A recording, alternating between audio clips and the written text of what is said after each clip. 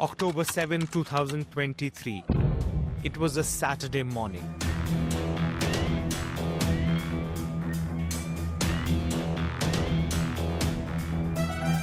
What began like any other day became Israel's darkest since 1948. Sirens, gunfire, panic. Hamas fighters stormed the border, shooting, burning, and abducting. A music festival turned into a massacre. Families attacked in their own homes. By nightfall, more than 1,200 Israelis were dead. Another 250 were dragged into Gaza as hostages. For Israel, it was a trauma not felt in generations. For Gaza, it triggered a war that inflicted unimaginable pain and destruction. Hamas did in a way throw a big surprise. Hamas surprised not with its rockets, because Hamas has been fighting the Israeli army and the occupation forces through those rockets for decades, almost 2 decades. But this time Hamas could get into a large part of south of Israel, kill people in their homes, picked up, people, abducted them.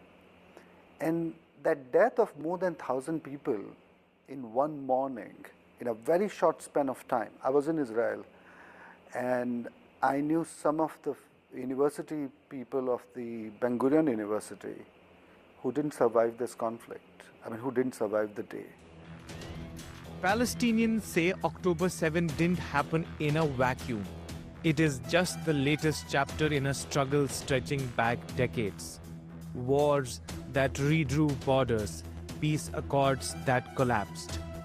And Gaza itself, 40 kilometers long, 2 million people blockaded and suffocating, a land under pressure bound to explode. Israel was formed largely with the support of the Western countries. There was opposition to this massive movement of the Jewish communities into Palestine. There was a certain military opposition to the Israelis.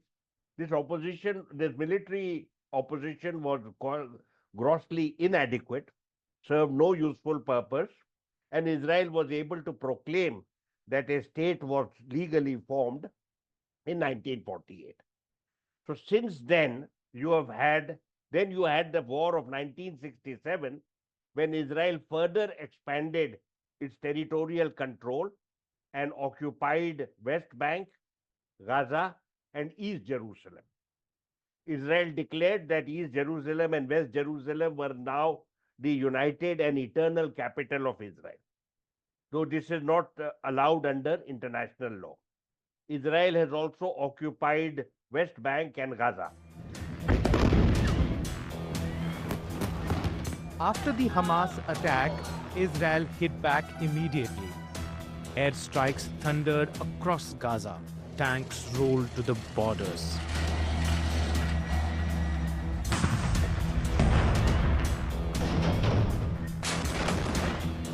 For Palestinians, the cost was devastating. Apartment blocks reduced to rubble, hospitals overwhelmed, families fleeing with nowhere safe to go. 2 years later, more than 60,000 Palestinians are dead, most of them women and children. Entire neighborhoods wiped off the map. Yes, I have a lot of friends who were killed during this war.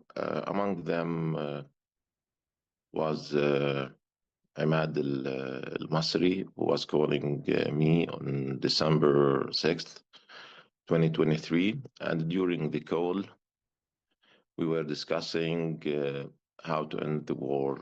It should be ended very soon. And all of a sudden, he's gone. He was bombed by an F-16 airstrike, and he was killed, he and his daughter. His daughter was in the age of my daughter. Then came the blockade. Food, medicine, fuel trickling in, but never enough. The UN has warned of famine, and other aid groups called the situation unbearable. The world watched as Gaza's children starved. The market is completely empty. I mean, to just give another example, one of our staff went around to look for water bottles. There was completely no supply. He only managed to kind of get only 5 liters of water bottle. Even one of our survey that we actually conducted among our staff, even our staff have lost 10 to 15 kgs in the past months. So that shows it's not only our patient, but also our caregivers also being equally affected, because literally there is no any supply existing in the market. The hostages remained an open wound. On October 7, Hamas dragged more than 250 people into Gaza. Some were freed, many died, and others remained captive for too long. For Israel, the demand to bring them back shook its politics and haunted families for 2 years. There's a story of a Nepalese boy, Bipin Joshi, whose mother and sister just went to Israel a month back. And this boy was a student of agricultural science in Israel, and on October 7th, he was abducted. So I think it's really a very complex political situation. Around the globe, anger against death and destruction in Gaza has been spilling into the streets. Protests erupted in capital cities, calls for ceasefire, flags and chants. In politics, the tide shifted. More countries have recognized Palestine as a state.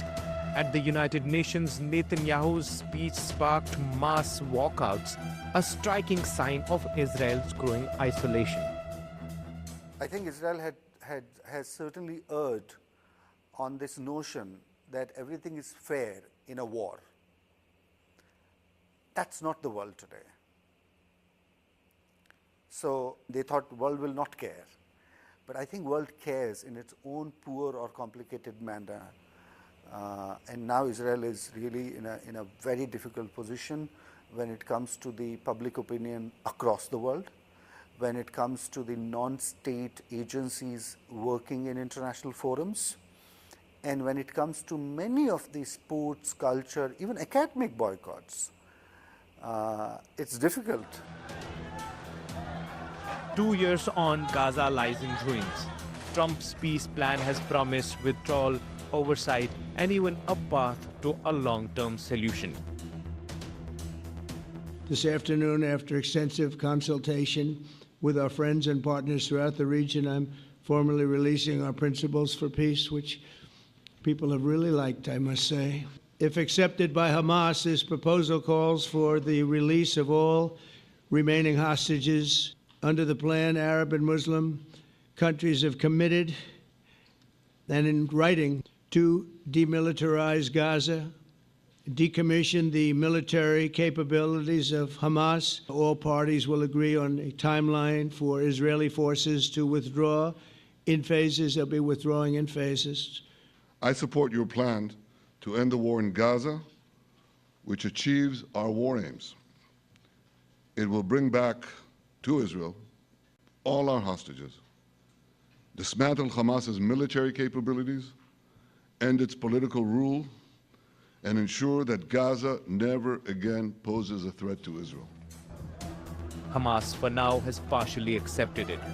Israel in past has pushed back on any question of a complete statehood. Palestinians have been enduring a life they can barely survive. Unfortunately, we have a very bad experience with the Israeli governments because they do not comply with the agreements and the peace accords that were signed before. I think they will committed to the points that will be for the benefits of them, but for the withdrawal in Gaza and making free access of humanitarian aid, I think they will start to put obstacles as they usually did in the past, unfortunately. October 7 was just one day, but its shadow still stretches across generations. For Israelis, the massacre, the hostages, the fear that peace will come at too high a price. For Palestinians, the bombed homes, the hunger, the death, the longing for dignity and their own homeland. Above all, a normal life. Now there is a flicker of dialogue, but no trust. A hint of peace, but no promise. So the question remains, will this land ever find a way to heal? Will there be everlasting peace? Or will it remain trapped between memory and mourning, between hope and war?